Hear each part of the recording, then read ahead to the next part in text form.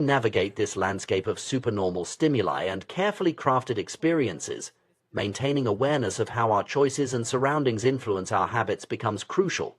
By consciously designing our environments and routines to support positive behaviors, we can work with our dopamine systems rather than against them. This might involve creating rewarding rituals around healthy activities, finding ways to make beneficial habits more immediately gratifying, or structuring our surroundings to minimize exposure to tempting cues. Ultimately, the goal is not to eliminate all sources of pleasure or to live in denial of our natural drives. Rather, it's to create a balance where we can enjoy the fruits of human ingenuity and progress while maintaining control over our behaviors and staying true to our deeper values and aspirations. By understanding the science behind habit formation and applying these insights thoughtfully, we can cultivate lives rich in meaningful experiences and sustainable pleasures, rather than being driven by the fleeting highs of engineered stimuli. In doing so, we reclaim our agency in a world increasingly designed to push our buttons, charting a course towards greater well-being and fulfillment. The intricate dance between our brains and behavior reveals fascinating insights into the nature of habit formation and the power of anticipation. At the heart of this process lies dopamine, a neurotransmitter that plays a far more complex role than simply signaling pleasure. Understanding how dopamine functions in our brains can provide valuable tools for shaping our habits and improving our lives. When we first encounter a rewarding experience, our brains release dopamine as we enjoy the novel pleasure. However, as we repeat this experience, our clever brains begin to shift the timing of the dopamine release. Instead of spiking when we receive the reward, dopamine now surges in anticipation, immediately after we recognize a cue associated with the pleasurable experience. This shift is the key to habit formation, as it creates a feeling of desire and a craving to take action whenever we encounter the cue. This anticipatory dopamine release explains why the excitement of looking forward to a vacation can sometimes exceed the enjoyment of the trip itself, or why the build-up to a special event often feels more thrilling than the actual moment. Our brains are wired to motivate us through anticipation, pushing us to pursue rewards based on the expectation of pleasure rather than the pleasure itself. Interestingly, once a habit is firmly established, dopamine no longer increases when we experience the expected reward. However, if we encounter a cue and anticipate a reward that doesn't materialize, dopamine levels drop sharply, leading to feelings of disappointment and frustration. This sensitivity to prediction errors helps refine our habits over time, reinforcing behaviors that reliably lead to rewards and discouraging those that don't. The power of anticipation in driving behavior becomes even more apparent when we consider the neural real estate devoted to wanting versus liking. Our brains have significantly more circuitry allocated for desiring rewards than for enjoying them. The wanting centers of the brain are expansive, including regions like the nucleus accumbens ventral tegmental area and portions of the prefrontal cortex. In contrast, the liking centers are much smaller, consisting of scattered hedonic hotspots throughout the brain. This disproportionate allocation of neural resources to wanting over liking underscores the crucial role that desire and anticipation play in motivating our actions. It's not the fleeting moment of pleasure that drives us, but the persistent craving that precedes it. This insight has profound implications for how we approach habit formation and behavior change. Recognizing the power of anticipation, we can employ strategies to make our desired habits more attractive and thus more likely to stick. One such approach is temptation bundling, a clever technique that links an action we want to do with one we need to do. By pairing a necessary but unappealing task with a highly desirable activity, we can leverage our brain's reward system to motivate positive behavior. Consider the story of Ronan Byrne, an engineering student who hacked his stationary bike to only allow Netflix to play while he was pedaling at a certain speed. By bundling the enjoyment of watching his favorite shows with the physical activity he knew he should be doing, Byrne created a powerful incentive for exercise. This ingenious solution not only made his workout more appealing, but also added an element of immediate reward to an otherwise challenging task. Businesses often employ similar strategies on a larger scale. The American broadcasting company ABC masterfully used temptation bundling in promoting their Thursday night television lineup. By encouraging viewers to pair watching their shows with enjoyable activities like drinking wine and eating popcorn, ABC associated their programming with relaxation and indulgence. Over time, this association strengthened, making the habit of tuning in on Thursday nights more attractive to viewers. The effectiveness of temptation bundling is rooted in a psychological principle known as Premack's principle, which states that more probable behaviors will reinforce less probable behaviors. In other words, by linking a desired activity like watching TV with a less appealing but necessary task like exercising, we can condition ourselves to engage in the less enjoyable activity more consistently. This principle can be applied to a wide range of habits. For instance, someone might allow themselves to read gossip magazines only while at the gym, or permit themselves to get a pedicure only while catching up on work emails. The key is to identify activities you genuinely enjoy and use them as rewards for completing necessary but less appealing tasks.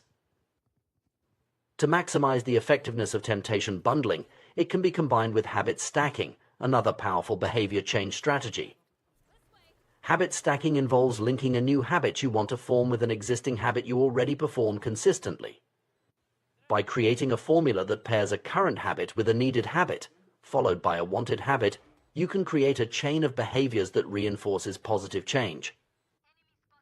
For example, someone trying to cultivate gratitude and stay informed might adopt the following routine: after I get my morning coffee, I will say one thing I'm grateful for. After I express gratitude, I will read the news. This sequence links an existing habit, getting coffee, with a desired new habit, practicing gratitude, and a rewarding activity, reading the news.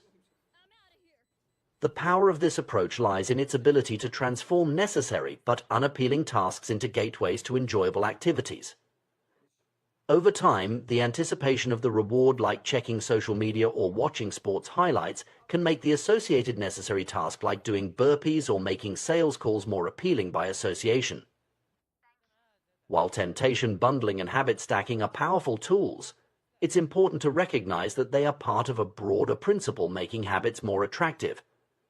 In our modern world, we are constantly bombarded with supernormal stimuli, exaggerated versions of reality that are more appealing than anything our ancestors encountered. From junk food engineered to hit the perfect bliss point, of salt, sugar, and fat, to social media platforms designed to deliver constant hits of social validation, these stimuli exploit our brain's reward systems in unprecedented ways. Understanding this landscape of engineered experiences allows us to approach habit formation with greater intentionality.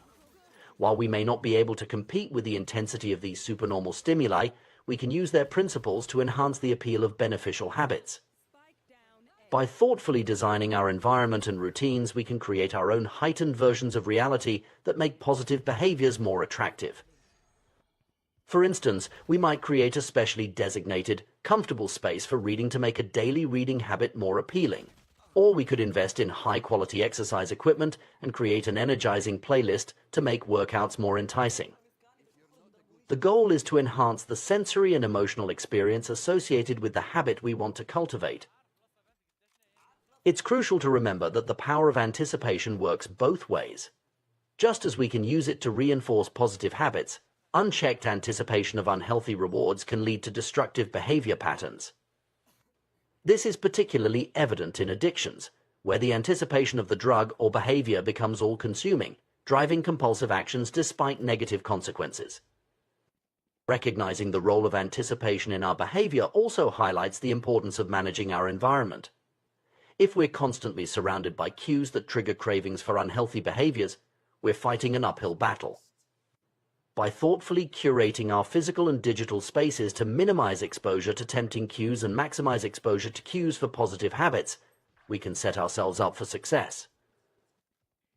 Moreover, understanding the dopamine-driven nature of habit formation can help us be more compassionate with ourselves and others when it comes to struggling with bad habits or addictions.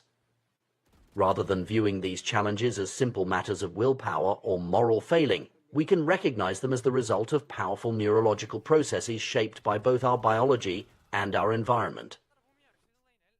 This perspective also raises important ethical questions about the design of products and experiences that exploit these psychological vulnerabilities. As our ability to create irresistible stimuli grows, so too does our responsibility to consider the long-term impacts on individual and public health. There's a need for broader societal conversations about how we can balance innovation and consumer appeal with ethical considerations and public well-being. In conclusion, the science of habit formation reveals that desire, driven by anticipation, is the engine of behavior. By understanding how our brains process rewards and generate cravings, we can develop more effective strategies for cultivating positive habits and breaking negative ones. Techniques like temptation bundling and habit stacking allow us to work with our brain's natural tendencies rather than against them, making the process of behavior change more enjoyable and sustainable. As we navigate a world increasingly filled with supernormal stimuli and engineered experiences, maintaining awareness of how our choices and surroundings influence our habits becomes crucial. By consciously designing our environments and routines to support positive behaviors, we can harness the power of anticipation to drive personal growth and well-being. Ultimately, the goal is not to eliminate all sources of pleasure or to live in denial of our natural drives. Rather, it's to create a balance where we can enjoy the fruits of human ingenuity and progress while maintaining control over our behaviors and staying true to our deeper values and aspirations. By understanding the science behind habit formation and applying these insights thoughtfully, we can cultivate lives rich in meaningful experiences and sustainable pleasures, rather than being driven by the fleeting highs of engineered stimuli. In doing so, we reclaim our agency in a world increasingly designed to push our buttons, charting a course towards greater well-being and fulfillment. The power to shape our habits and thus our lives lies within our grasp. Armed with knowledge of how our brains work and tools to work with our nature rather than against it, we can embark on a journey of continuous self-improvement and personal growth. The power of environment in shaping human behavior is a fascinating and often underappreciated aspect of personal development. This concept is powerfully illustrated by the story of the Polgar sisters, whose extraordinary achievements in chess demonstrate the profound impact that culture and upbringing can have on skill development and habit formation. Laszlo Polgar, a Hungarian educator, held a controversial belief that genius was not innate but could be cultivated through deliberate practice and the development of good habits. He was so convinced of this idea that he set out to prove it with his own children.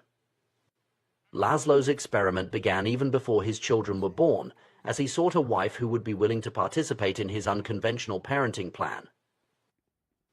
The Polgar household became a carefully crafted environment dedicated to chess excellence. The children were homeschooled, which was unusual in Hungary at the time, allowing for a focused and immersive education. Chess books and pictures of famous players filled the home, creating a constant visual reminder of their goal. The sisters played against each other regularly and competed in high-level tournaments from a young age. Their parents even maintained meticulous records of every competitor the children faced, demonstrating an extraordinary level of commitment to their development. The results of this experiment were nothing short of remarkable. All three Polgar sisters, Susan, Sophia, and Judith, achieved extraordinary success in chess. Susan, the eldest, was defeating adult players within 6 months of learning the game at age 4. Sophia became a world champion by 14 and later a grandmaster. Judith, the youngest, surpassed even her sister's achievements, becoming the youngest grandmaster of all time and holding the title of the world's top-ranked female chess player for an astonishing 27 years. What's particularly intriguing about the Polgar sisters' story is their perspective on their unusual upbringing. Far from viewing their childhood as oppressive or grueling, they describe it as enjoyable and engaging. They loved chess so much that they would even play in secret when they were supposed to be sleeping. This highlights a crucial aspect of habit formation and skill development. When an activity is normalized and celebrated within a culture, it becomes inherently attractive and rewarding. The Polgar sisters' experience exemplifies a broader principle of human behavior. We are profoundly influenced by our social environment.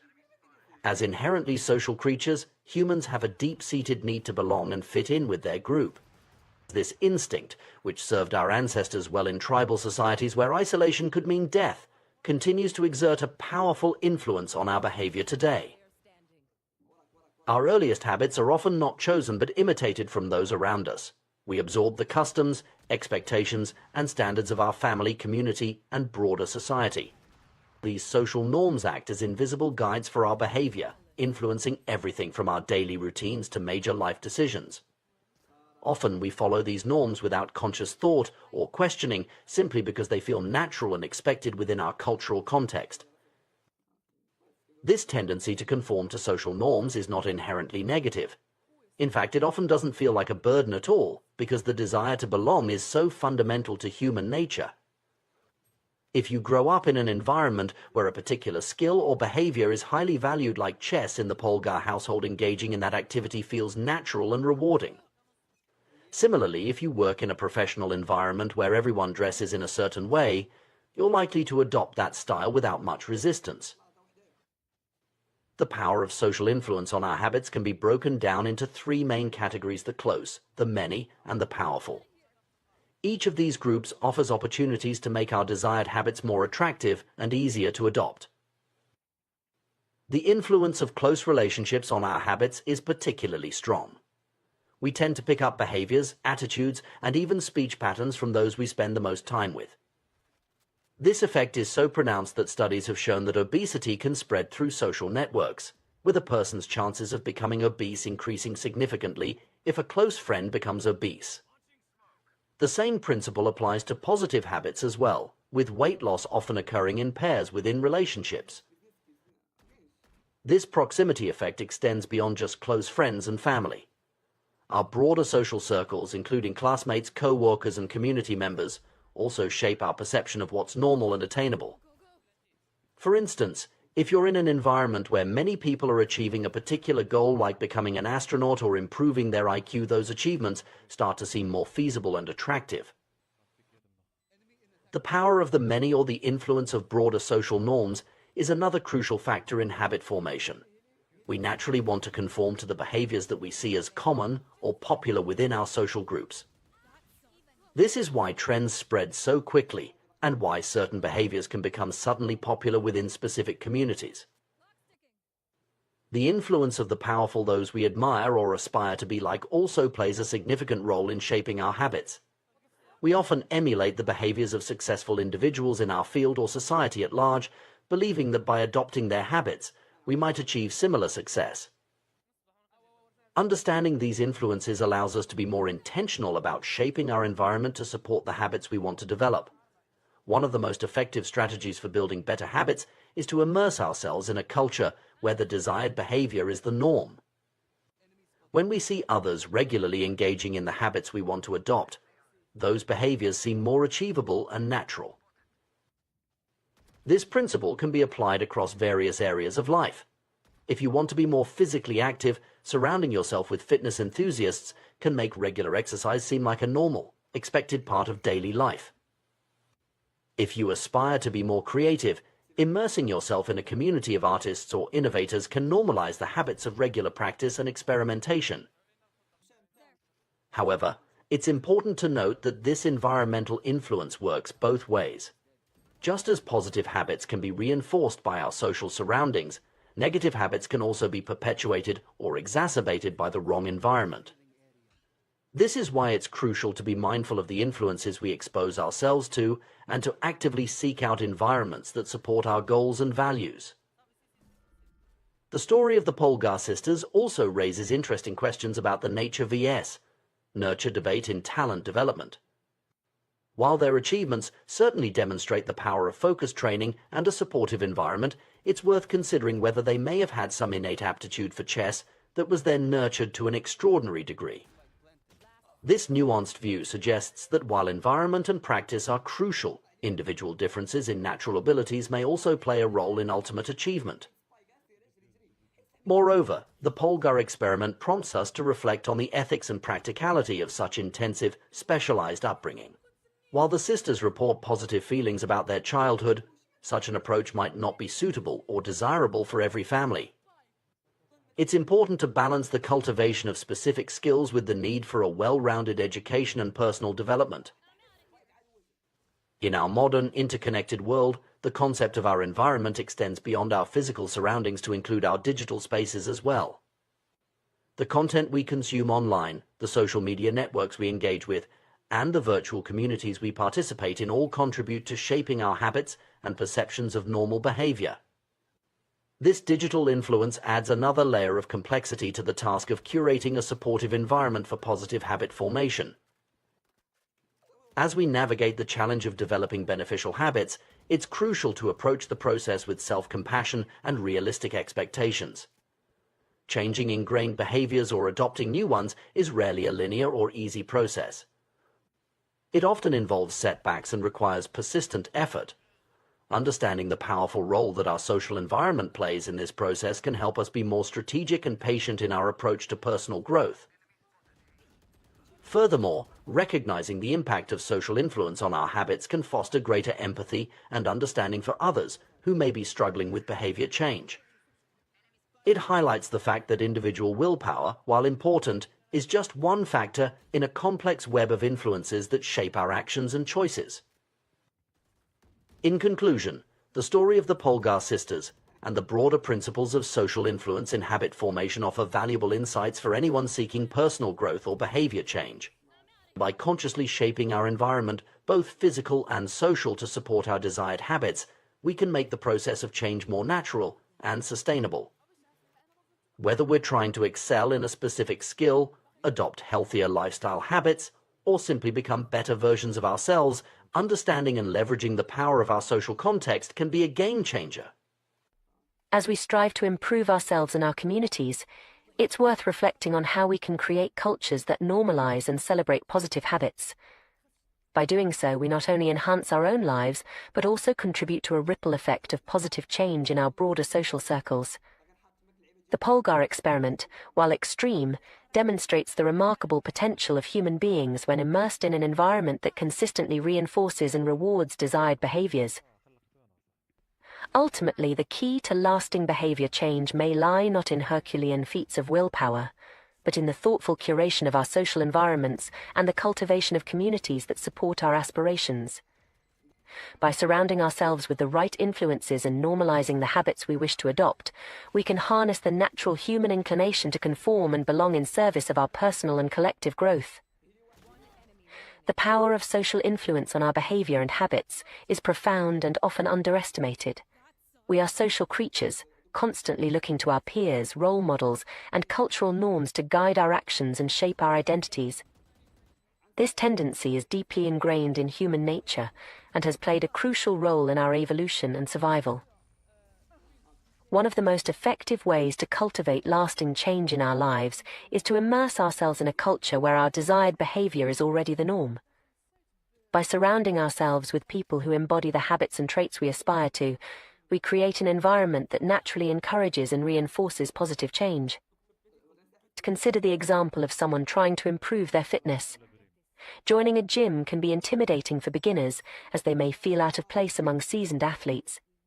However, imagine a fitness community tailored specifically for self-proclaimed nerds or misfits. In such an environment, newcomers immediately have something in common with other members, perhaps a shared love for science fiction or video games. This common ground creates a sense of belonging, making the process of adopting new fitness habits feel more natural and less daunting. The power of belonging to a tribe cannot be overstated when it comes to sustaining motivation and embedding new habits. When we join a group that aligns with our interests and goals, our personal journey transforms into a collective one. No longer are we struggling alone. Instead, we become part of a community of like-minded individuals all working towards similar objectives. This shift from I to we has a profound impact on our identity and commitment to change. A solitary reader becomes part of a book club, a lone musician joins a band, and an individual cyclist becomes part of a cycling group. The shared identity reinforces and strengthens our personal identity, making it more resilient in the face of challenges and setbacks. It's worth noting that maintaining connections with supportive communities even after achieving initial goals is crucial for long-term success. The friendships and sense of belonging fostered within these groups help to cement new identities and ensure that positive habits persist over time. This is why many people who successfully lose weight or quit smoking find it beneficial to continue attending support group meetings or engaging with their communities long after reaching their primary objectives.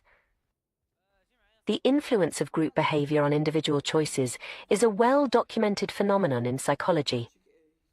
One classic example is the series of conformity experiments conducted by Solomon Asch in the 1950s.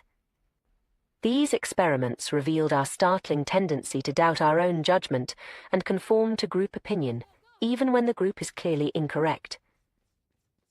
In Asch's experiments, participants were asked to perform a simple visual task matching the length of a line to one of 3 comparison lines.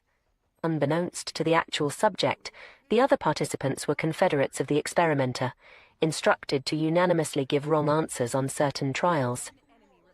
The results were striking. Faced with unanimous opposition, many subjects began to doubt their own perception and conform to the group's incorrect judgments. This tendency to conform to group behavior extends far beyond simple perceptual tasks. In our daily lives, we constantly look to others for cues on how to act, what to buy, where to eat, and countless other decisions. We rely on reviews and ratings to guide our choices, assuming that the wisdom of the crowd will lead us to the best options. While this strategy often serves us well, it can also lead us astray. The pressure to conform to group norms can be so strong that it overrides our individual judgment and even our own best interests. This phenomenon isn't unique to humans. Studies have shown that even chimpanzees will abandon more effective techniques in favor of less efficient methods used by their new group members, simply to fit in. The desire to be accepted by our peers is a powerful motivator, often outweighing the desire to be right or to find the truth. This instinct to conform is deeply rooted in our psychology and has likely played a crucial role in our survival as a species. After all, in many situations throughout human history, going against the group could have dire consequences. However, this tendency can also hold us back from positive change, especially when our desired habits conflict with the norms of our current social group. Changing our behavior in ways that challenge the status quo requires significant effort and courage. It means swimming against the current of our culture and risking social disapproval or exclusion. On the flip side, when our desired changes align with the values and behaviors of our social group, change becomes much more attractive and achievable. This is why finding or creating a supportive community can be such a powerful catalyst for personal growth and transformation. Another crucial aspect of social influence is our tendency to imitate those we perceive as powerful or high status. Throughout history, individuals with greater power and status have typically enjoyed better access to resources, faced fewer survival challenges, and been seen as more desirable mates. As a result, we are naturally drawn to behaviors that earn us respect, approval, and admiration from others. This drive for status and recognition explains our fascination with the habits of highly successful people. We eagerly consume content about the daily routines of CEOs, the workout regimens of athletes, and the productivity hacks of top performers in various fields. By emulating these behaviors, we hope to achieve similar levels of success and recognition. Many of our daily habits are, in fact, imitations of people we admire or envy. We might adopt the communication style of a charismatic leader, the creative techniques of an artist we respect, or the financial strategies of a successful entrepreneur. This imitation isn't necessarily conscious. We often absorb and replicate behaviors subconsciously, especially when they're exhibited by people we look up to. The flip side of this status-seeking behavior is our desire to avoid actions that might lower our social standing. We maintain our homes and appearances not just for personal satisfaction, but also to avoid negative judgments from our neighbors, friends, and family. The constant underlying question, "What will others think of me?" shapes many of our decisions and actions, often without us even realizing it. The power of social influence on habit formation and behavior change is perfectly illustrated by the story of the Polgar sisters, chess prodigies who achieved remarkable success through dedicated practice. While their individual efforts were undoubtedly crucial, the supportive culture created by their parents and the broader chess community played a significant role in sustaining their motivation and commitment over many years. The sisters' dedication to chess was reinforced not just by parental encouragement, but also by the respect and admiration they received from the chess world. Achieving milestones like becoming grandmasters provided external validation and status, further cementing their identities as exceptional chess players. This combination of internal drive and external recognition created a powerful feedback loop that sustained their intense practice regimen for decades. Understanding the profound impact of social influence on our behavior offers valuable insights for anyone seeking to make lasting changes in their life. Rather than relying solely on willpower and individual effort, we can leverage the power of social connections and cultural norms to support our goals. For those looking to adopt new habits or break old ones, finding or creating a supportive community can be transformative. This might involve joining existing groups aligned with our goals, or even starting our own communities centered around shared interests and aspirations. By surrounding ourselves with people who embody the traits and habits we wish to cultivate, we create an environment that naturally encourages and reinforces positive change. It's also worth examining the cultural norms and social influences that shape our current behaviors. Are there aspects of our social environment that are hindering our growth or reinforcing negative habits? Recognizing these influences is the first step towards either changing our environment or developing strategies to resist unhelpful social pressures. At the same time, we should be mindful of our own potential to influence others. As we work towards our goals and adopt positive habits, we may find ourselves becoming role models for those around us. By openly sharing our journeys, struggles, and successes, we can contribute to creating a culture that values growth, resilience, and mutual support. Ultimately, the interplay between individual choice and social influence is complex and multifaceted. While we have the power to make conscious decisions about our behavior, we are also inevitably shaped by the cultural context in which we live. By understanding and harnessing the power of social influence, we can create environments and communities that support our personal growth and help us become the best versions of ourselves. As we navigate the challenges of changing habits and pursuing personal growth, it's crucial to remember that we're not alone in this journey. The very social nature that can sometimes hinder our progress can also be our greatest ally in achieving lasting change. By consciously choosing our social environments, seeking out supportive communities, and being mindful of the cultural forces that shape our behavior, we can harness the power of social influence to drive positive change in our lives and in the world around us. The human tendency to adopt habits that are praised and approved by our culture is a powerful force that shapes our behaviors and identities. This inclination stems from our deep-seated need to belong and fit in with our social groups. Throughout human history, being accepted by the tribe has been crucial for survival, and this evolutionary legacy continues to influence our actions today. We are particularly prone to imitating the habits of three key social groups: the close, our family and friends; the many, our broader community or tribe; and the powerful, those with status and prestige. This pattern of imitation is not arbitrary but serves important social and psychological functions. Our closest relationships, family and friends, have a profound impact on our habits because they are the people we interact with most frequently and whose opinions we value most highly. We often unconsciously adopt the mannerisms, attitudes, and behaviors of those closest to us. This can be both beneficial and detrimental, depending on the nature of those habits. For instance, growing up in a family that prioritizes education and intellectual curiosity can instill lifelong learning habits. Conversely, being surrounded by friends who engage in unhealthy behaviors like excessive drinking can normalize and encourage those habits. The influence of the many, our broader social group or community, is equally significant. Humans are inherently social creatures, and we have a strong drive to conform to the norms of our group. This tendency can be so powerful that it often overrides our individual judgment or preferences. As the saying goes, most days we'd rather be wrong with the crowd than be right by ourselves. This phenomenon explains why certain behaviors or trends can spread rapidly through a community, even when they may not be objectively beneficial. Consider the example of fashion trends. Often, these trends are not particularly comfortable or practical, yet they spread widely because of our desire to fit in and be seen as part of the group. The same principle applies to many other areas of life, from the way we speak to the food we eat and the activities we engage in. The habits of the powerful, those with status and prestige, also exert a strong influence on our behavior. We are naturally drawn to emulate those who have achieved success or prominence in society. This is why celebrity endorsements are so effective in marketing, and why we often see trends start among the elite before trickling down to the broader population. If a behavior can earn us approval, respect, and praise, especially from those we admire or aspire to be like, we find it inherently attractive.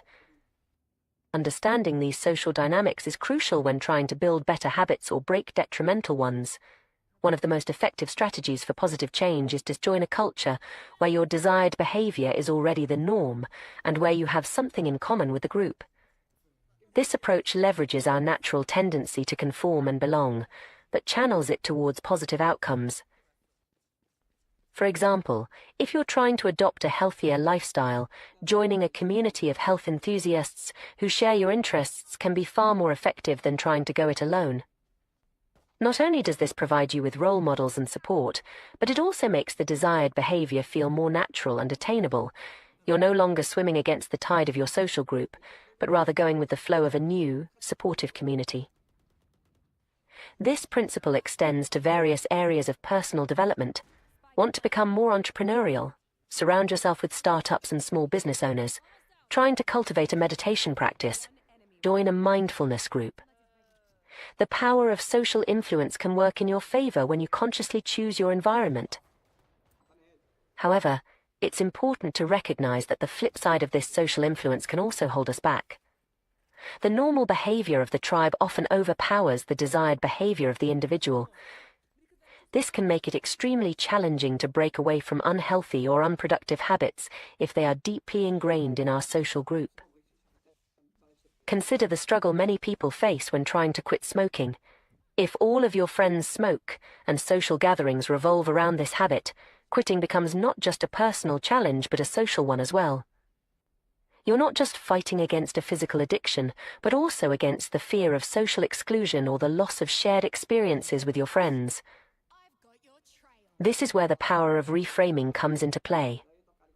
As illustrated by the example of Alan Carr's approach to helping smokers quit, changing the way we perceive a habit can dramatically alter its appeal. By systematically challenging the beliefs and associations we have about a particular behavior, we can reduce its attractiveness and weaken its hold on us. Carr's method involves repeatedly questioning and debunking the perceived benefits of smoking. He encourages smokers to see that they're not actually enjoying cigarettes but rather just feeding an addiction. By reframing smoking as an unattractive and unnecessary behavior, rather than a source of pleasure or stress relief, he helps people break free from the mental trap that keeps them addicted. This approach can be applied to various habits we wish to change. It involves a deep examination of our motivations and a willingness to challenge our existing beliefs. For instance, if you're trying to reduce your social media usage, you might reframe it from being a way to stay connected with friends to being a time-wasting activity that actually makes you feel more isolated. By changing the narrative around the habit, you can make it less appealing and easier to resist. Understanding the root of our cravings is another crucial aspect of habit change. Every behavior we engage in is ultimately driven by deeper, underlying motives. These fundamental drives, such as the need to conserve energy, obtain food and water, find love and reproduce, connect with others, win social acceptance, reduce uncertainty, and achieve status, are hardwired into our biology. Our specific habits are simply modern manifestations of these ancient desires. Social media platforms, for example, tap into our need for social connection and approval. Video games fulfill our drive for achievement and status. Fast food satisfies our instinct to consume high-calorie foods for survival.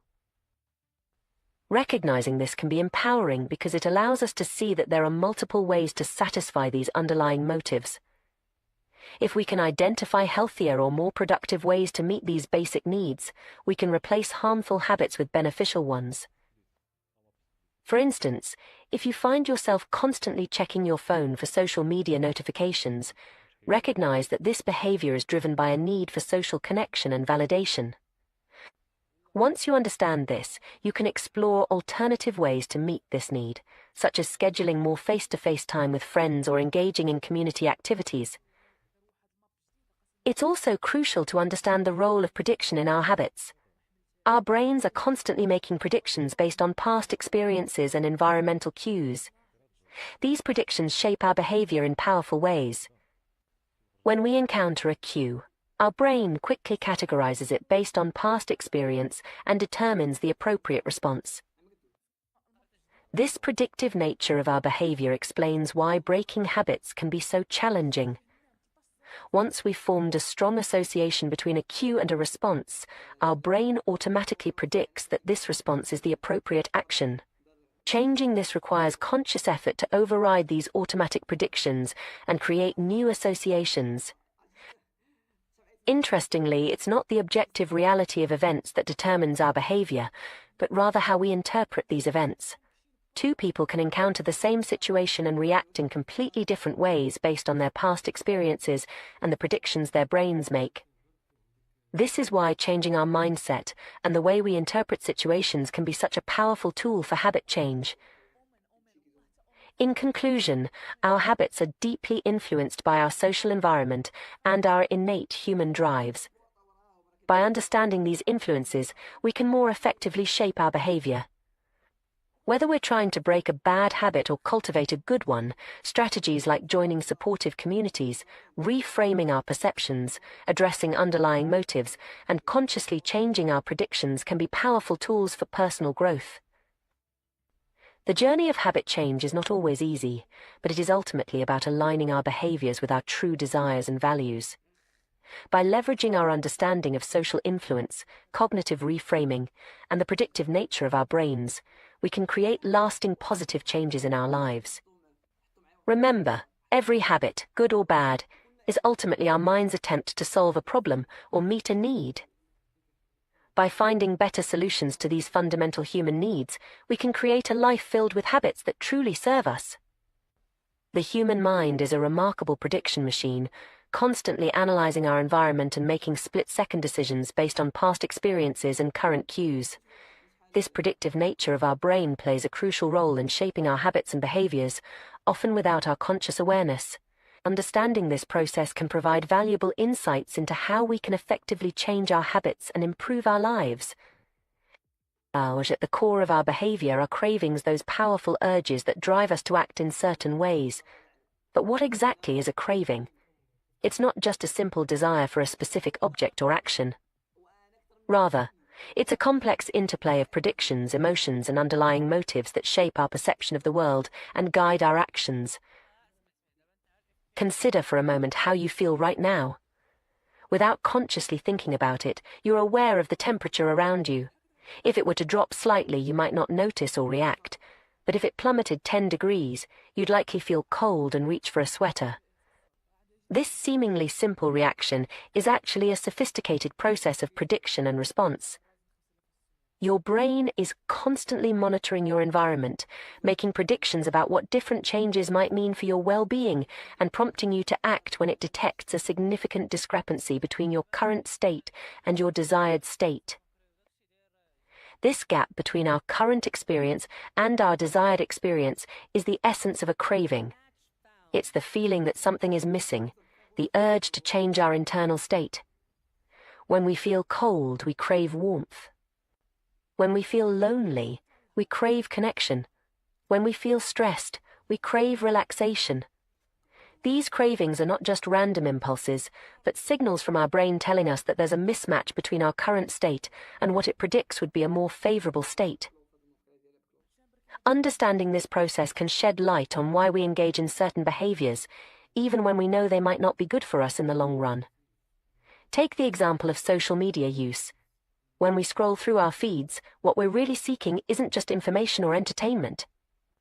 We're looking for a change in our emotional state, perhaps a feeling of connection, validation, or distraction from our current worries. The act of checking social media has become associated in our minds with these positive changes in our internal state, which is why it can be so compelling and hard to resist. This understanding also reveals why it can be so challenging to break bad habits or form new, beneficial ones. Our habits, both good and bad, are essentially our mind's attempts to address fundamental human needs and desires.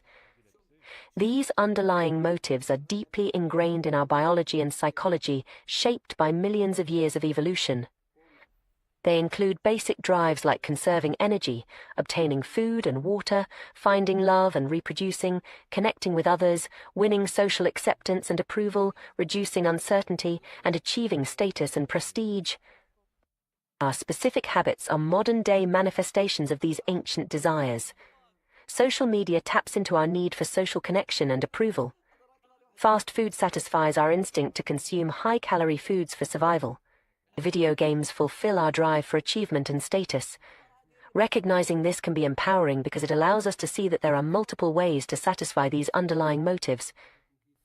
If we can identify healthier or more productive ways to meet these basic needs, we can replace harmful habits with beneficial ones. But how do we go about changing our habits, especially when they're so deeply ingrained? One powerful approach is to reframe how we think about the habits we want to cultivate. Often we approach new habits or challenging tasks with a sense of obligation or dread. We tell ourselves we have to do something, which immediately frames it as an unpleasant chore. But what if we changed that single word? What if, instead of saying we have to do something, we said we get to do it? This simple shift in language can have a profound impact on our mindset and motivation. When we say we get to do something, we're reframing it as an opportunity rather than an obligation. We're focusing on the benefits and privileges associated with the action rather than the difficulties or inconveniences. For example, instead of saying I have to wake up early for work, try saying I get to wake up early for work. This subtle change acknowledges the privilege of having a job in a challenging economy. Instead of I have to cook dinner for my family, try I get to cook dinner for my family, recognizing the blessing of having loved ones to care for and the means to provide meals. This reframing technique can be applied to virtually any habit or task you're trying to cultivate. Exercise becomes an opportunity to build strength and improve health, rather than a grueling chore. Saving money becomes a path to future freedom and opportunities, rather than a restrictive limitation. Meditation transforms from a frustrating struggle against distraction into a chance to practice returning to the present moment. The key is to find the positive aspects of the habit or task and focus on those. This doesn't mean ignoring the challenges or difficulties, but rather choosing to emphasize the benefits and opportunities. Both perspectives are typically true. Any given task can be both a challenge and an opportunity. By consciously choosing to focus on the positive aspects, we can make the habit more attractive and easier to maintain. Another powerful technique for changing our relationship with habits is to create positive associations through rituals and cues. Our brains are incredibly adept at forming associations between different stimuli and experiences. We can leverage this ability to make challenging habits more appealing. Consider the example of a writer who always puts on headphones before beginning to write. Initially, they might play music to help them focus. Over time, however, they might find that simply putting on the headphones, even without playing any music, helps them enter a focused state.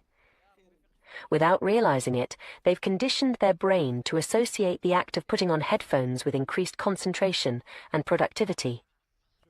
Athletes often use similar techniques to prepare for competition. A baseball player might have a specific stretching and warm-up routine they perform before each game.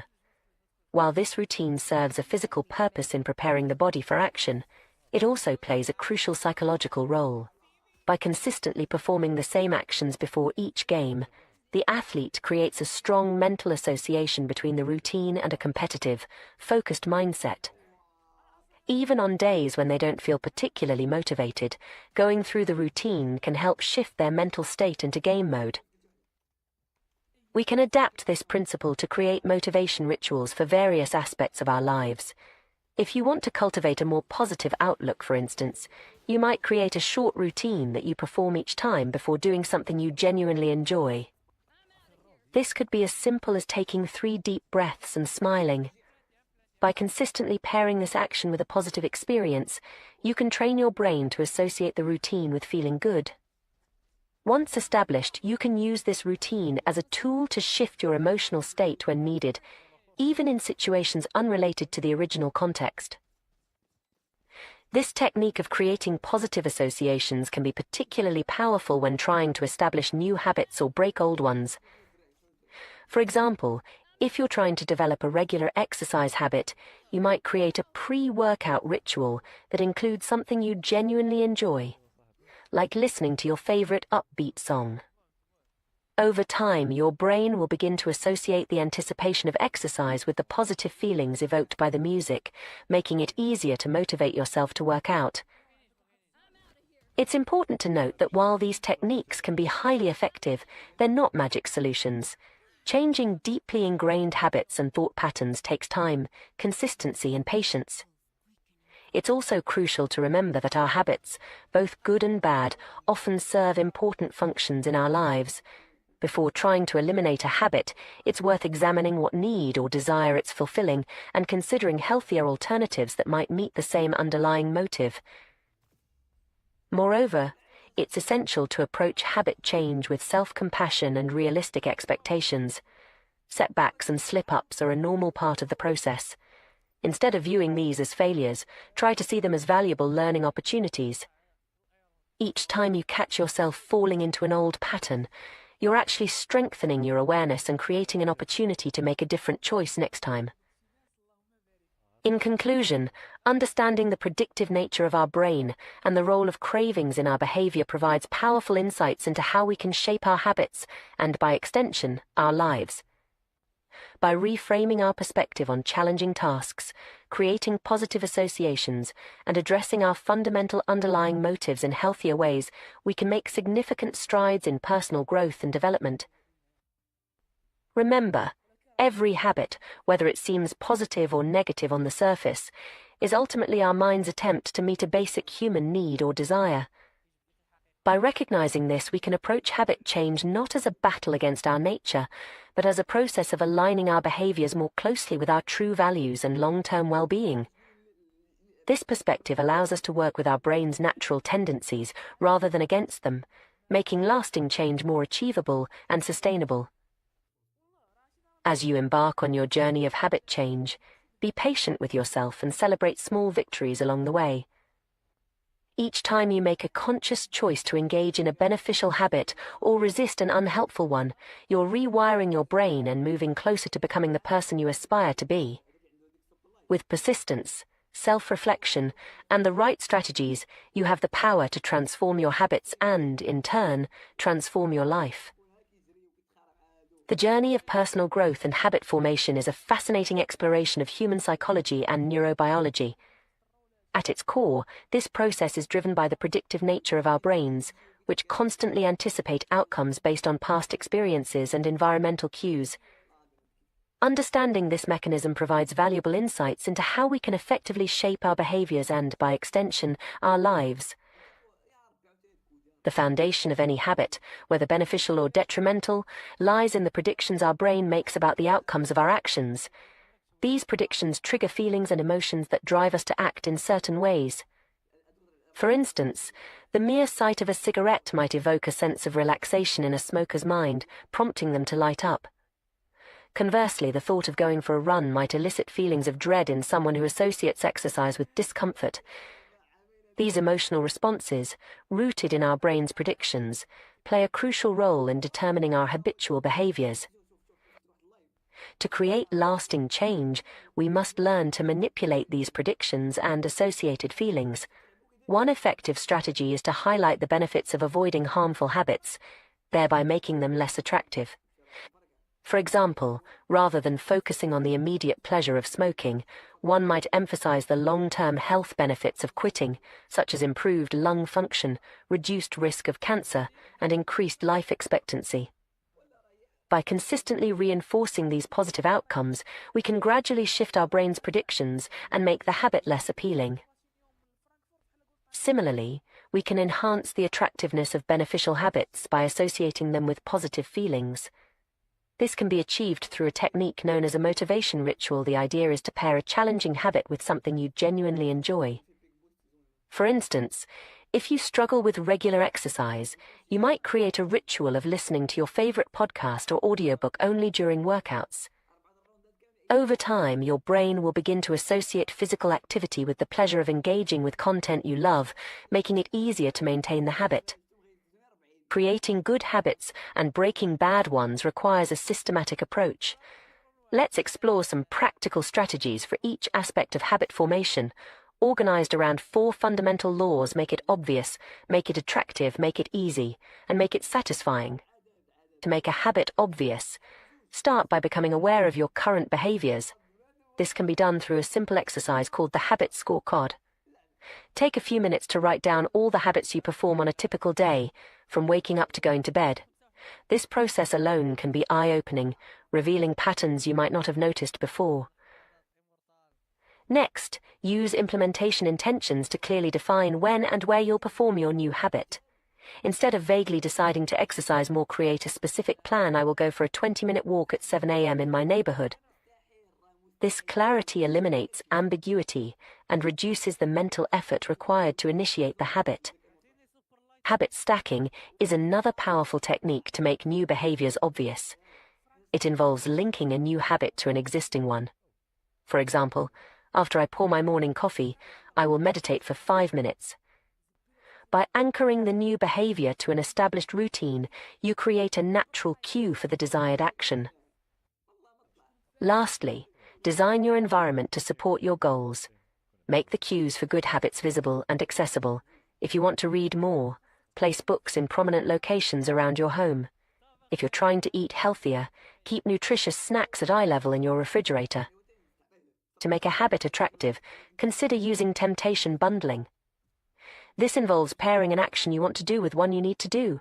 For instance, only allowing yourself to watch your favorite TV show while folding laundry can make a tedious chore more appealing. Another powerful strategy is to surround yourself with a culture where your desired behavior is the norm. If you want to adopt a healthier lifestyle, spend time with health-conscious individuals. Their habits and attitudes will naturally influence your own, making the desired behavior feel more attainable and appealing. Making a habit easy is crucial for long-term success. This often involves reducing friction and minimizing the effort required to perform the desired behavior.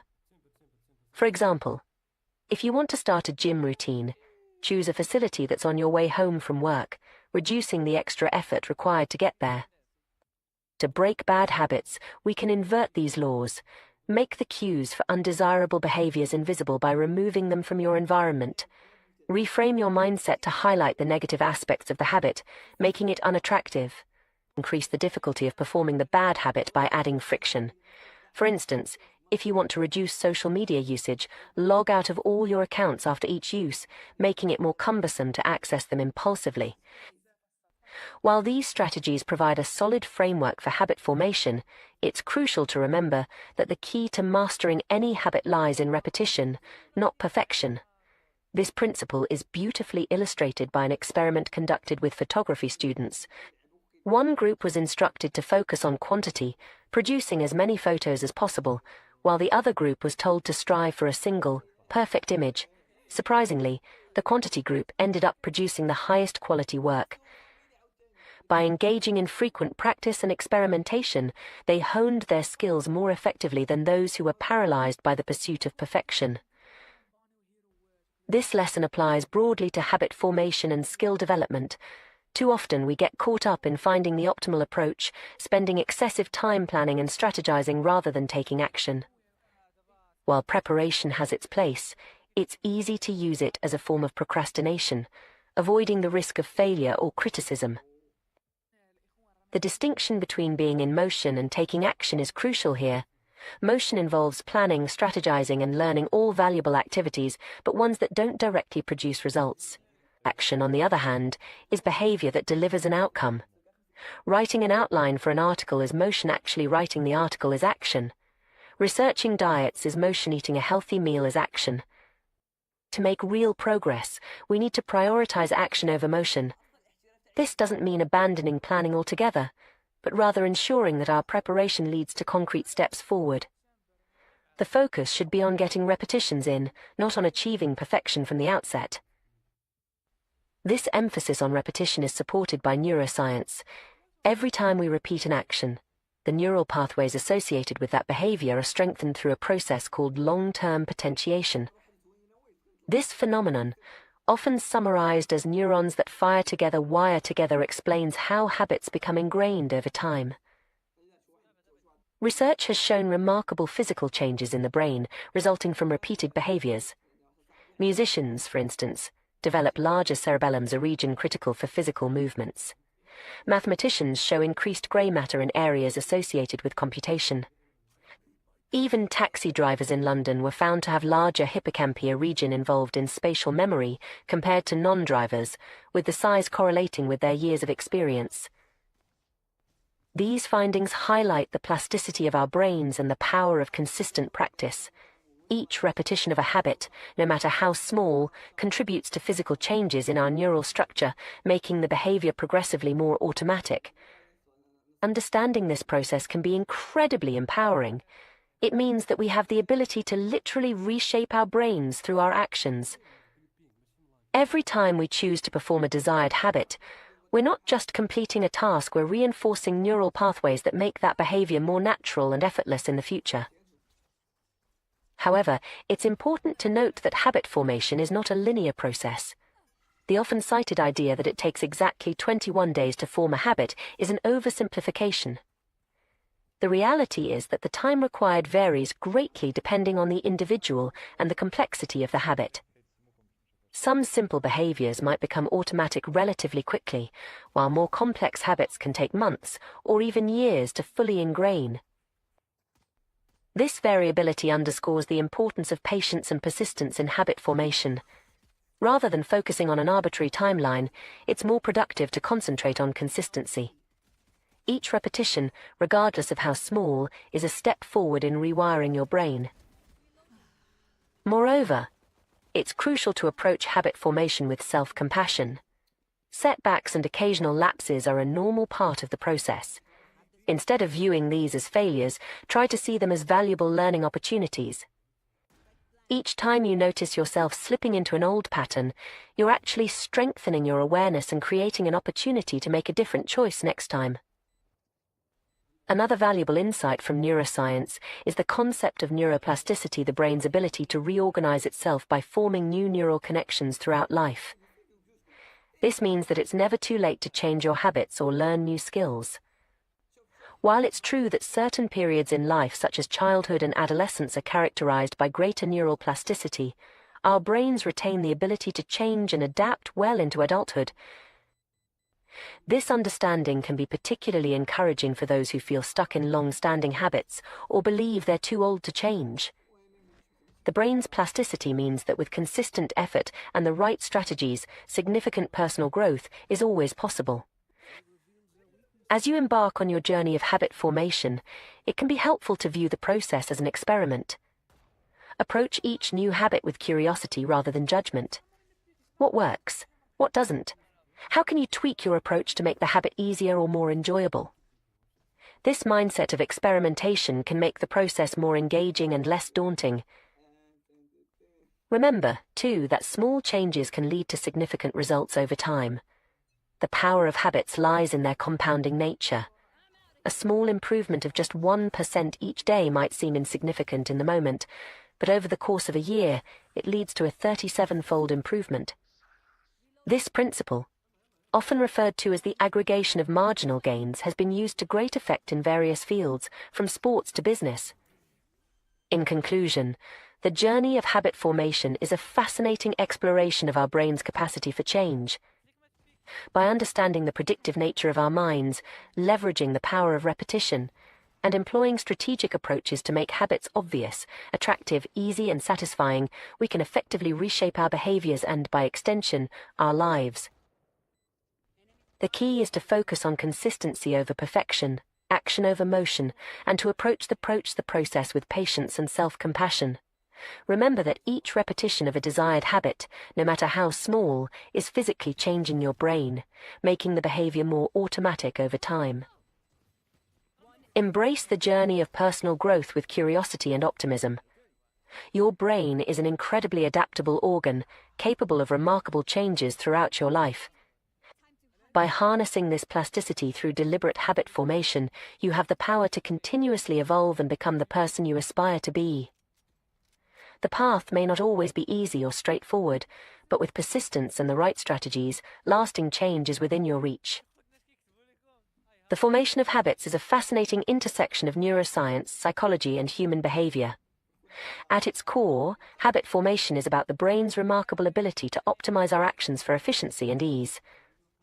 This process, while often overlooked in our day-to-day lives, plays a crucial role in shaping our behaviors, abilities, and ultimately our lives. One of the most fundamental principles in habit formation is the power of repetition. Each time we perform an action, we're not just completing a task, we're actually rewiring our brains. This process involves the activation and strengthening of specific neural circuits associated with that particular habit. It's a biological manifestation of the old adage, practice makes perfect. Consider the difference between active practice and passive learning. Imagine two groups of photography students. One group spends their time taking hundreds of photos, experimenting with different techniques and learning from their mistakes. The other group focuses on theoretical perfection, discussing and planning the ideal photograph without actually taking many pictures. It's not hard to guess which group will improve more rapidly and significantly. The group engaging in active practice, through sheer repetition, is literally changing their brains with every shot they take. This principle extends far beyond photography. Whether you're learning to play an instrument, mastering a new language, or trying to incorporate a new exercise routine into your life, the key is consistent repetition. It's not about achieving perfection from the start, but rather about putting in the reps, day after day. As we repeat an action, it gradually moves from requiring conscious effort to becoming automatic. This process, known as automaticity, is the holy grail of habit formation. It's the point at which a behavior becomes so ingrained that we can perform it without actively thinking about each step. Think about how you tie your shoelaces or brush your teeth. These are perfect examples of automaticity in action. The journey from conscious effort to automaticity isn't a sudden leap, but rather a gradual progression. Initially, a new habit requires significant mental energy and focus. With each repetition, it becomes slightly easier, requiring less conscious attention. Eventually, after enough practice, the behavior crosses what we might call the habit line, the point at which it becomes more automatic than conscious. This progression challenges a common misconception about habit formation, the idea that it takes a specific number of days to form a new habit. You've probably heard that it takes 21 days or 30 days to form a habit. In reality, the time it takes is far less important than the number of repetitions. A habit performed twice in 30 days is far less likely to stick than one performed 60 times in the same period. The focus on time rather than frequency is a fundamental misunderstanding of how our brains work. Our neural pathways don't care about the passage of time, they care about the number of times a circuit is activated. This is why consistency is so crucial in habit formation. It's not about perfect streaks or arbitrary timelines, but about accumulating repetitions. Understanding this can be incredibly liberating. It shifts our focus from an often arbitrary deadline to the process itself. Instead of getting discouraged if we haven't mastered a habit in 21 days, we can celebrate each repetition as a step towards rewiring our brains. This insight leads us to a crucial principle in habit formation, the law of least effort. This law, deeply ingrained in human nature, states that when faced with similar options, we will naturally gravitate towards the one that requires the least amount of work. Far from being a character flaw, this tendency towards efficiency is a smart evolutionary strategy. Consider the fascinating example of how the shape of continents influenced the spread of agriculture. Crops spread more quickly across Europe and Asia than they did in the Americas, not because of any difference in the farmers' abilities or motivations, but simply because it was easier. The east-west orientation of Eurasia meant that crops could be transported to areas with similar climates more easily than in the north-south oriented Americas, where dramatic climate changes posed significant challenges. This principle of choosing the path of least resistance applies just as much to our personal habits as it does to global agricultural patterns. When we're trying to form a new habit, we're much more likely to succeed if we make it as easy as possible to perform. This isn't laziness, it's working with our brain's natural tendencies rather than against them. For instance, if you're trying to start a habit of daily exercise, you're more likely to succeed with a modest goal of 1 push-up a day than with an ambitious plan of 100 push-ups. The energy barrier to doing 1 push-up is so low that it's hard to find an excuse not to do it. And once you've started, it's often easier to do a few more. On the other hand, the prospect of doing 100 push-ups can be so daunting that you're more likely to skip it entirely on days when you're tired or busy.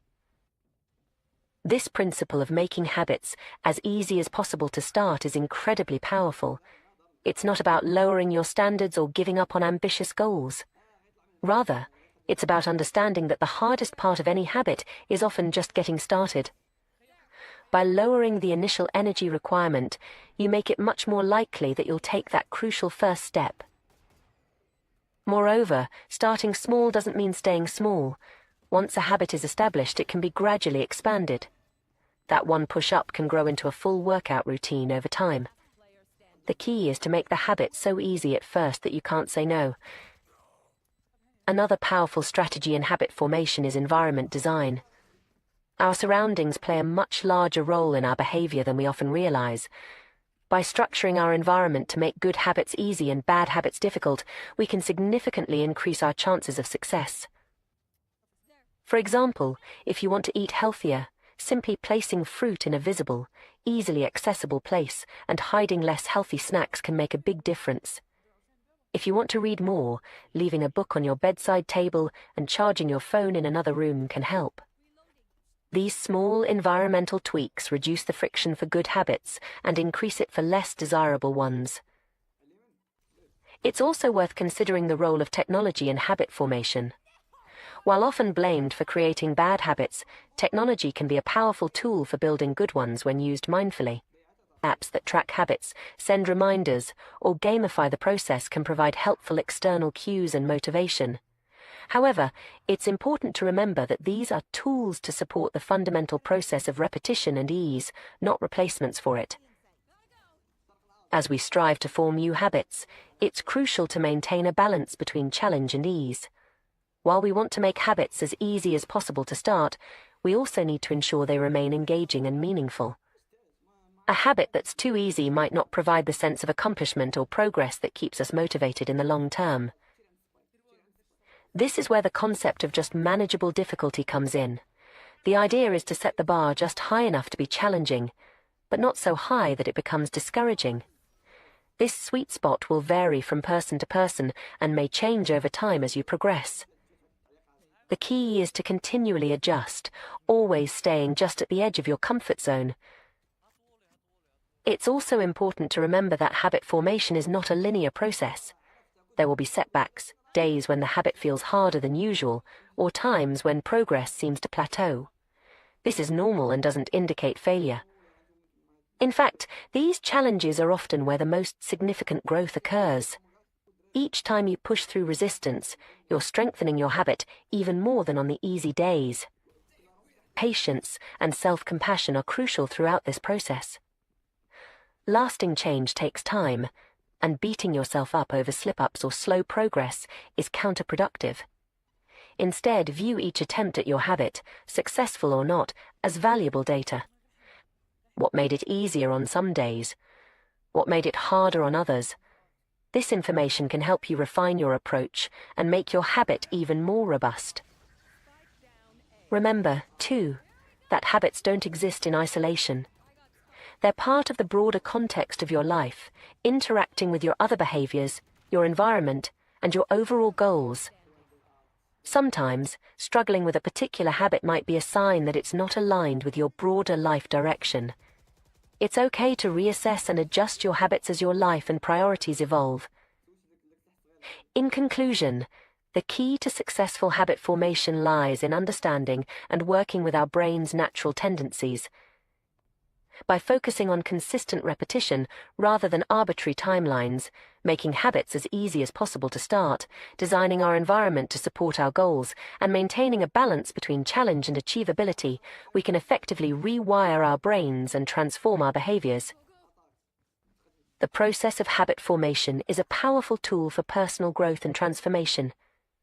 It allows us to automate positive behaviors, freeing up mental energy for other tasks and gradually steering our lives in the direction we choose.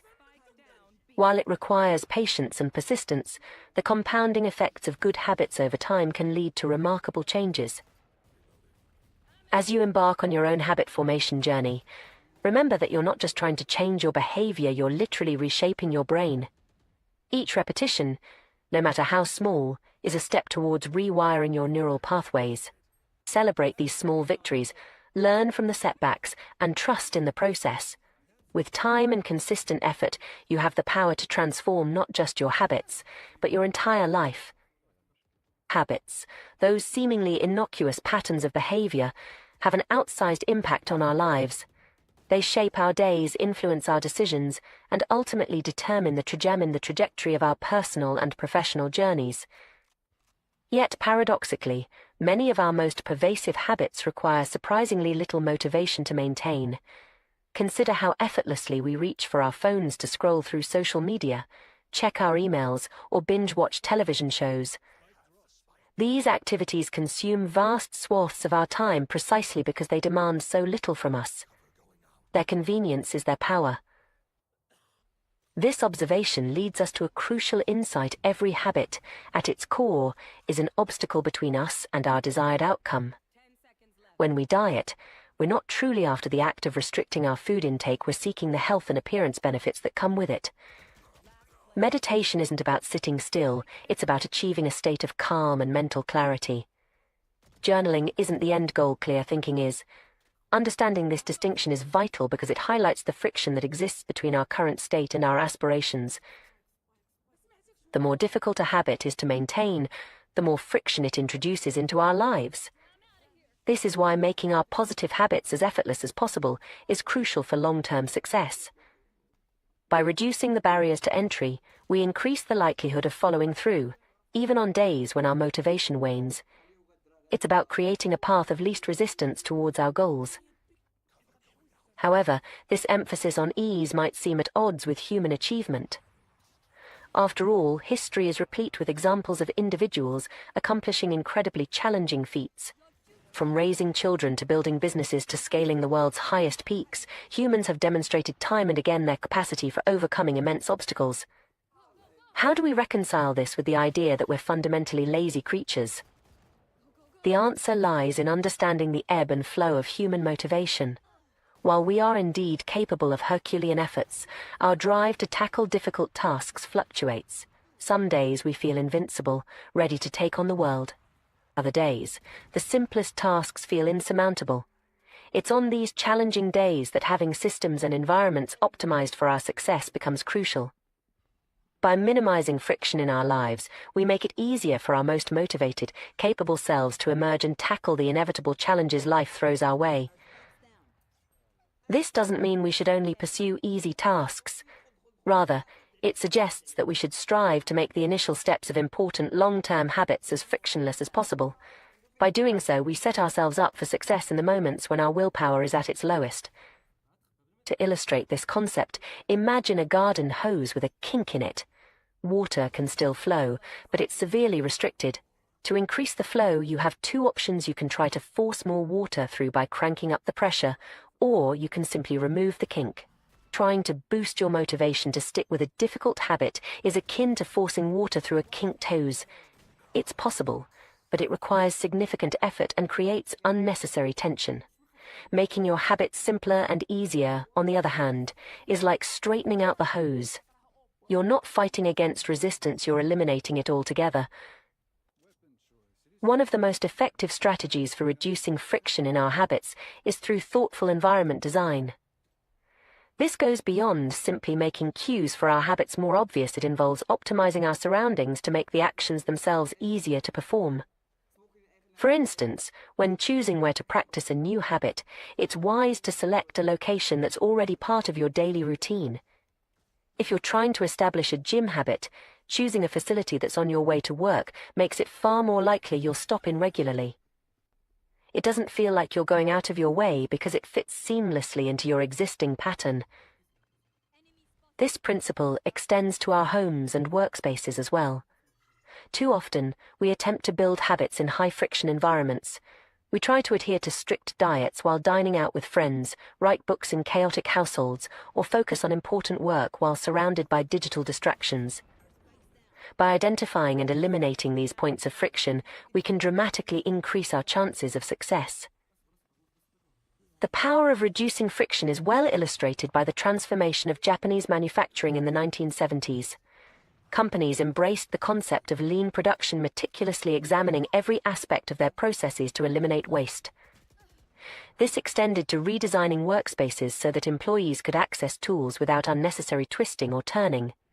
The results were remarkable. Japanese factories became more efficient, and their products more reliable than their American counterparts.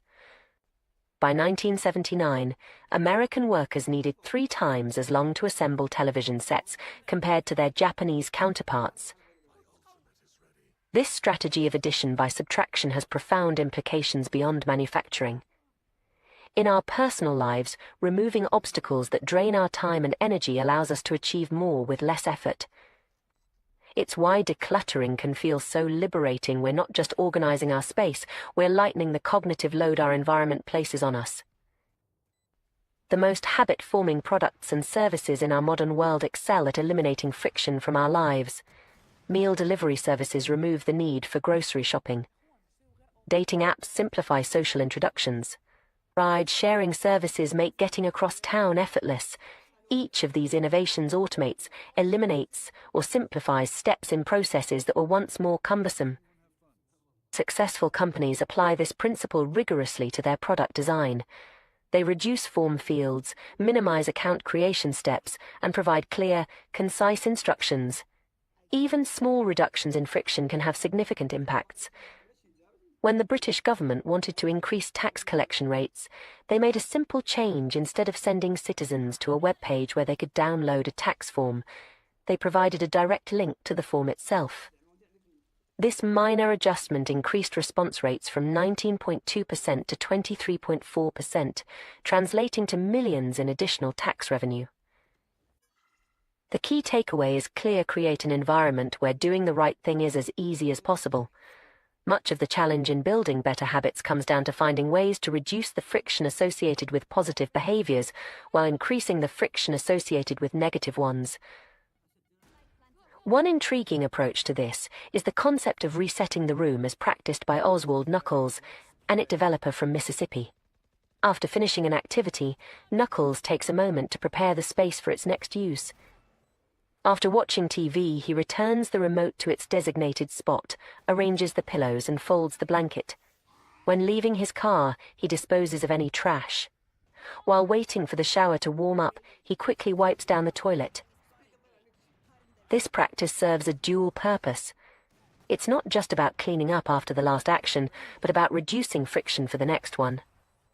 By resetting each space to its optimal state, Knuckles is essentially laying out a welcome mat for his future self.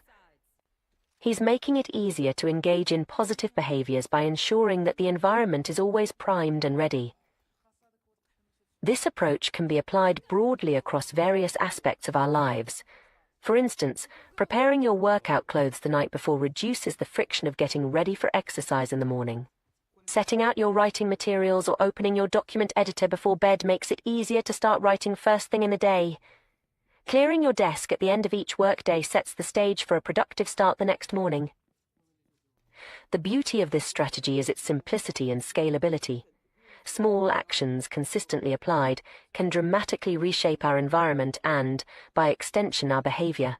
It's a practical application of the idea that our physical space both reflects and influences our mental state.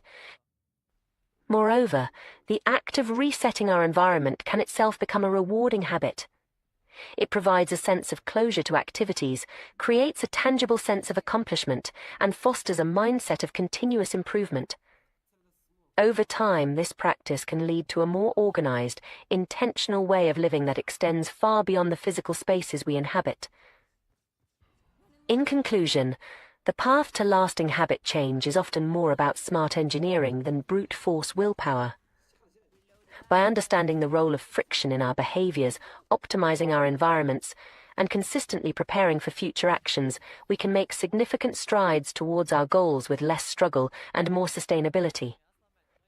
This approach acknowledges our human tendencies towards the path of least resistance while harnessing that same tendency to work in our favor. As we navigate the complexities of modern life, with its myriad distractions and competing priorities, these strategies offer a roadmap for reclaiming our time and energy. They remind us that often, the most profound changes come not from grandiose gestures, but from thoughtful adjustments to our daily routines and surroundings.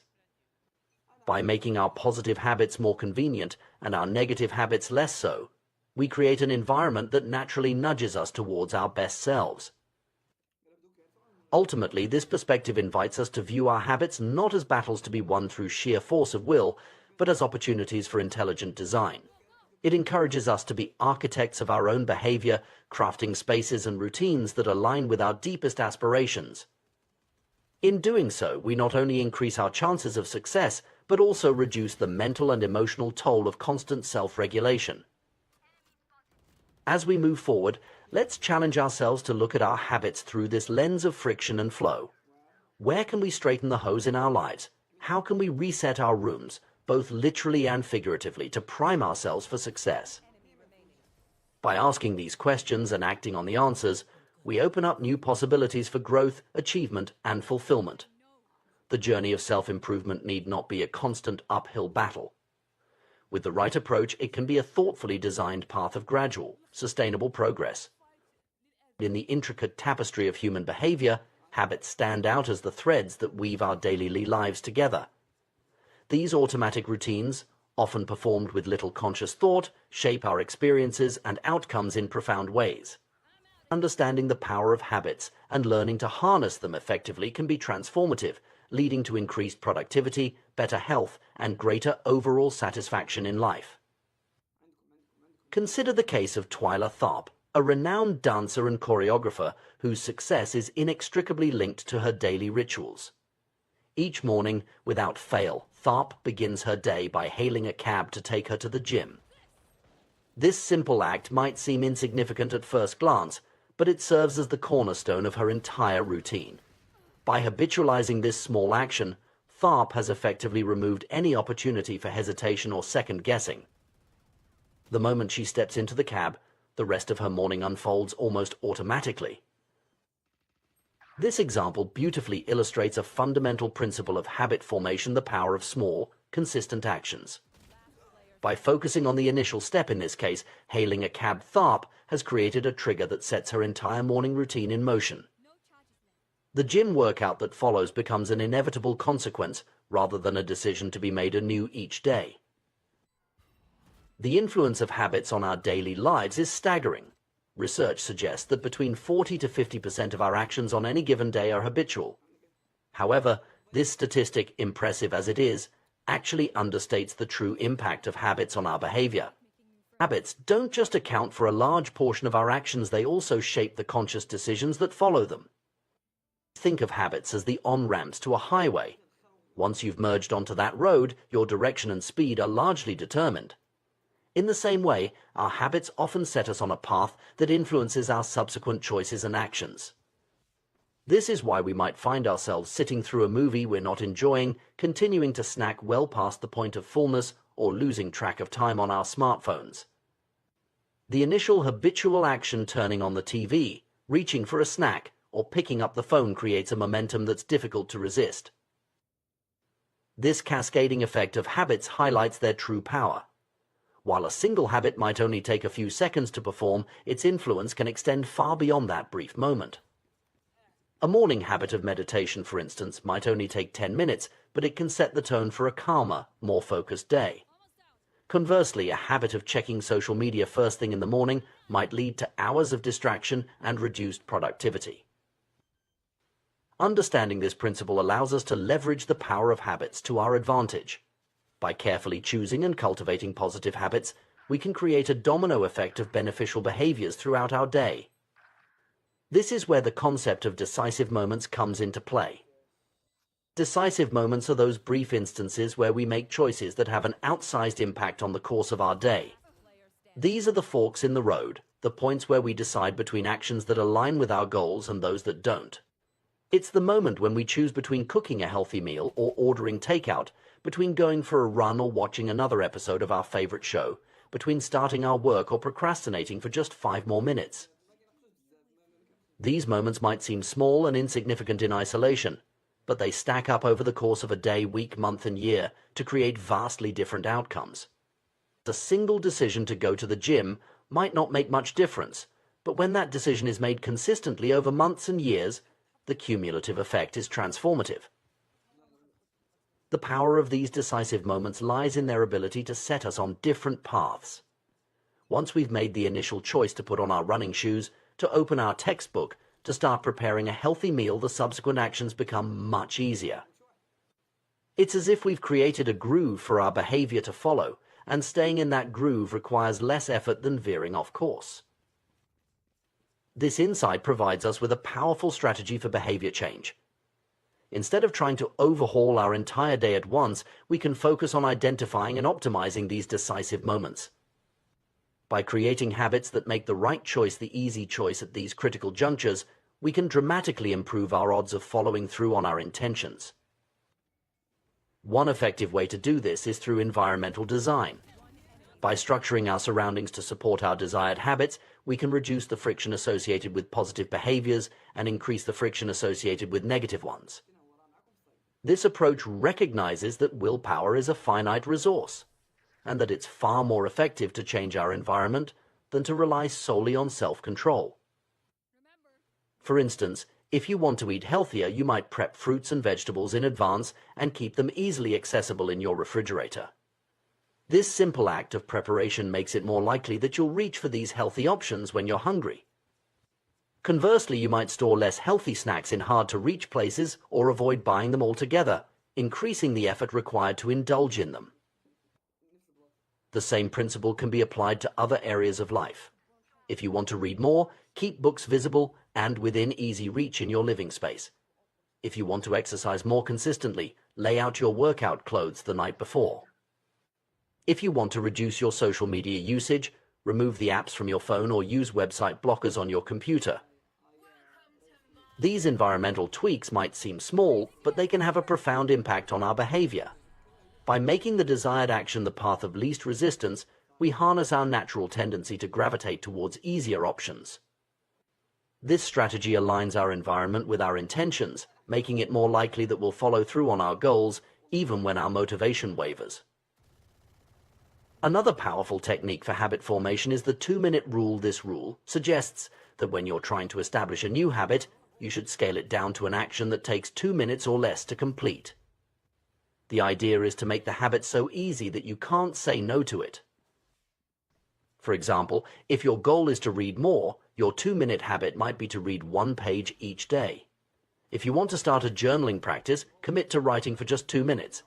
If you're trying to establish a meditation habit, begin with just 2 minutes of mindful breathing. The beauty of this approach is twofold. First, it makes the habit so easy that you're likely to follow through even on days when you're tired or unmotivated. Second, it gets you over the often challenging hurdle of simply starting. Once you've begun the activity, you'll often find that you continue beyond the 2-minute mark. This strategy recognizes that consistency is more important than intensity when it comes to habit formation. It's better to meditate for 2 minutes every day than to do an hour-long session once a week. The regular repetition of the behavior, no matter how small, helps to solidify the neural pathways associated with the habit, making it increasingly automatic over time. Moreover, the 2-minute rule allows for gradual progression. As the initial 2-minute action becomes habitual, you can slowly expand the duration or complexity of the habit. What starts as 2 minutes of reading might grow into 30 minutes or an hour. A 2-minute journaling habit might evolve into a rich daily writing practice. The key is to focus on establishing the habit loop, the cue, the routine, and the reward rather than on achieving a particular outcome. By making the habit easy to start and consistently repeatable, you create a foundation upon which more substantial behavior change can be built. It's also worth noting that the inverse of this principle can be used to break undesirable habits. If you want to reduce a negative behavior, you can increase the friction associated with it. For instance, if you find yourself watching too much television, you might unplug the TV after each use and store the remote in a drawer. This small increase in effort can be enough to break the automatic nature of the habit and give you a moment to reconsider your choice. Ultimately, the goal is to create an environment and a set of habits that make positive behaviors easy and negative behaviors difficult. This approach recognizes that our willpower is limited and that sustained behavior change is more likely to come from changing our surroundings than from sheer force of will.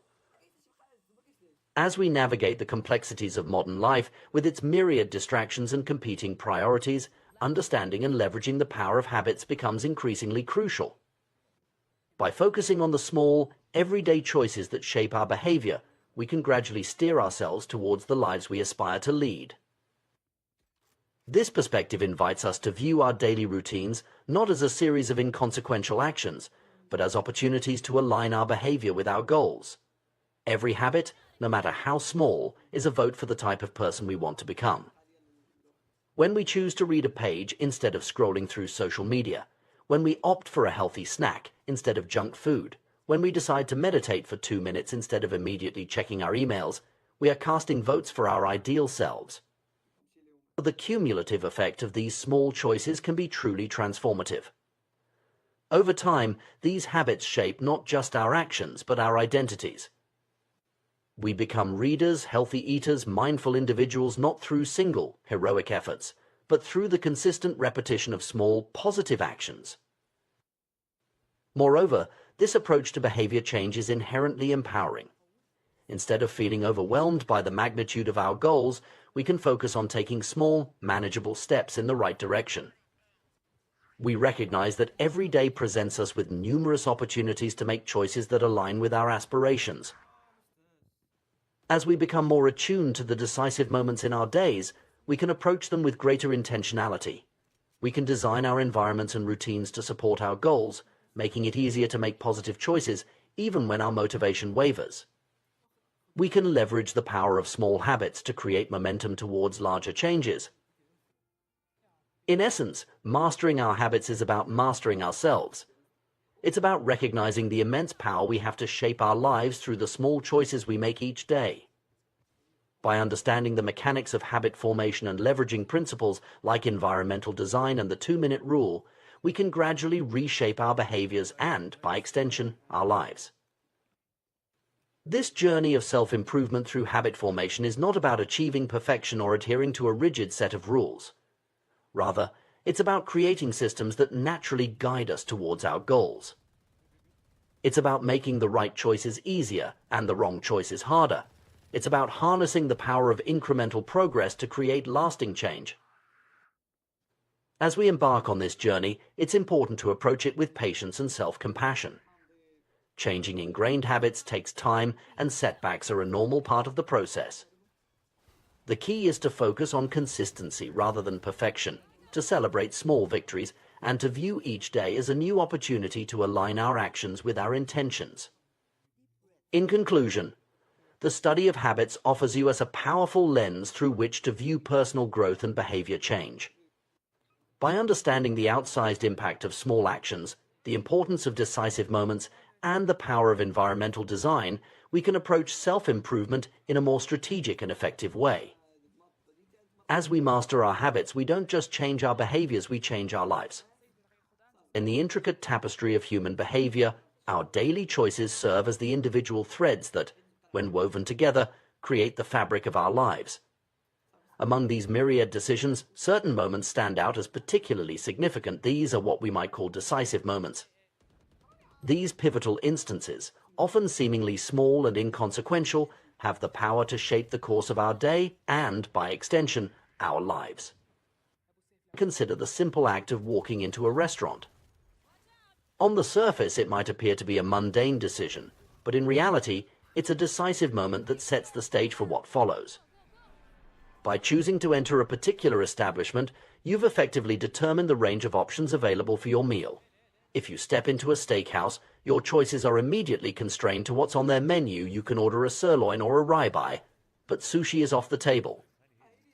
This principle extends far beyond food choices. It applies to virtually every aspect of our lives. These decisive moments are the junctures at which our habits exert their influence most powerfully. Our habitual behaviors lead us down certain paths, opening some doors while closing others. This is why developing an awareness of these critical points throughout our day is so crucial. Each day is composed of countless moments, but it's the habitual choices we make at these key junctures that ultimately determine the trajectory of our time and energy. Understanding this concept allows us to approach personal growth and habit formation from a more strategic perspective. Instead of trying to overhaul our entire lifestyle at once, a daunting task that often leads to frustration and failure, we can focus on identifying and optimizing these decisive moments. By doing so, we create a ripple effect that can lead to significant changes over time. However, even when we recognize the importance of starting small, it's all too easy to fall into the trap of trying to do too much too soon. The excitement of potential change can be intoxicating, leading us to set unrealistic goals or attempt to make sweeping changes overnight. This is where the 2-minute rule comes into play, a powerful strategy for making habits stick. The 2-minute rule posits that when you're trying to establish a new habit, it should take less than 2 minutes to do. This might seem counterintuitive at first. After all, how can you achieve significant change in just 2 minutes? But the beauty of this rule lies in its simplicity and its focus on getting started. Almost any habit can be distilled down to a 2-minute version. Want to read more? Start with reading just 1 page before bed. Aiming to exercise regularly? Begin by simply putting on your workout clothes. Hoping to improve your diet? Start by adding 1 vegetable to your plate at dinner. The key is to make the initial action so easy that it's almost impossible to say no to it. This approach is powerful for several reasons. Firstly, it removes the intimidation factor that often comes with trying to establish new habits. Reading an entire book might seem daunting, but reading a single page is manageable for anyone. Secondly, it leverages the principle of momentum. Once you've started an activity, it's much easier to continue. You might sit down intending to read just 1 page, only to find yourself engrossed in the book an hour later. The 2-minute rule isn't about limiting yourself to only 2 minutes of an activity. Rather, it's about creating what we might call a gateway habit, a small, easy action that naturally leads you down a more productive path. It's about mastering the art of showing up consistently, which is the foundation of any lasting habit. This concept aligns with the idea that habits must be established before they can be improved. Many people make the mistake of trying to optimize a habit before it's even become a regular part of their routine. But if you can't consistently show up, you have little hope of mastering the finer details. The 2-minute rule allows you to focus on the most critical aspect of habit formation: consistency. As you become more consistent with your 2-minute habit, it begins to serve as a ritual that signals the beginning of a larger routine. This ritualization is actually an ideal way to approach mastering difficult skills. By standardizing the beginning of a process, you make it easier to slip into a state of deep focus. Athletes often have specific warm-up routines that help them get into the right mindset for peak performance. Writers might have a particular ritual they follow before sitting down to work. These routines serve as triggers that tell your brain it's time to focus on the task at hand. Some might view the 2-minute rule as a psychological trick, and in a sense it is. You know that your ultimate goal is to do more than just 2 minutes of an activity. But this trick is based on sound psychological principles. It's about making the barrier to entry so low that you can't help but take action. And once you've taken that first step, you've already overcome the hardest part: getting started. If the idea of tricking yourself doesn't sit well with you, try this variation: do the activity for 2 minutes and then stop, even if you want to continue. Go for a run, but stop after 2 minutes. Start meditating, but stop after 2 minutes. Study a new language, but stop after 2 minutes. This approach can be particularly effective because it leaves you wanting more, which increases the likelihood that you'll return to the activity the next day. This strategy has proven effective for many people across various goals. One individual used it to lose over 100 pounds. He started by going to the gym each day, but limiting himself to just 5 minutes. After a few weeks, he naturally began to extend his workouts. The key was that he had established the habit of going to the gym consistently before trying to do lengthy workouts. Journaling provides another excellent example of the power of this approach. Many people avoid journaling or give up quickly because it feels like a chore. But by committing to write for just 2 minutes a day, or to write less than you feel like writing, you can build a consistent habit without it ever feeling burdensome. This principle of stopping before it feels like work can be applied to virtually any habit you're trying to establish.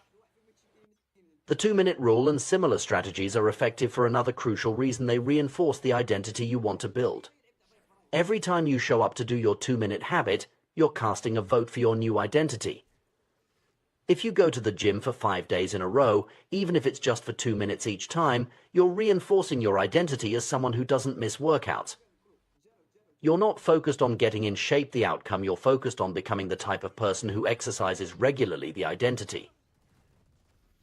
This shift in focus from outcomes to identity is a powerful one. It's easy to get consumed by end goals: losing weight, writing a book, learning a new skill. But by focusing on the smallest actions that confirm the type of person you want to be, you're laying the groundwork for lasting change. 1 push-up is better than not exercising at all. 1 minute of guitar practice is better than none. 1 page of reading is better than never picking up a book. As you consistently show up and your 2-minute habit becomes ingrained, you can begin to shape it towards your ultimate goal. This process, which we might call habit shaping, involves gradually scaling up your habit while still maintaining your focus on the crucial first 2 minutes. For example, if your goal is to become an early riser, you might start by simply being home by 10 p.m. every night. Once that becomes easy, you move to having all devices turned off by 10 p.m. The next step might be being in bed by 10 p.m., then lights off by 10 p.m., and finally waking up at 6 a.m. each day. At each day, you're focusing on mastering just the first 2 minutes of the behavior before moving on to the next level. This gradual approach can be applied to any habit you're trying to build. If you want to become vegan, you might start by adding vegetables to each meal, then progressively eliminating different types of animal products from your diet. If you're aiming to establish an exercise routine, you begin with simply changing into workout clothes, then stepping out the door for a walk, and gradually building up to regular gym sessions. The beauty of this approach lies in its flexibility and its respect for the gradual nature of true behavior change. It recognizes that lasting habits are built slowly and consistently, not through Herculean efforts that burn you out quickly.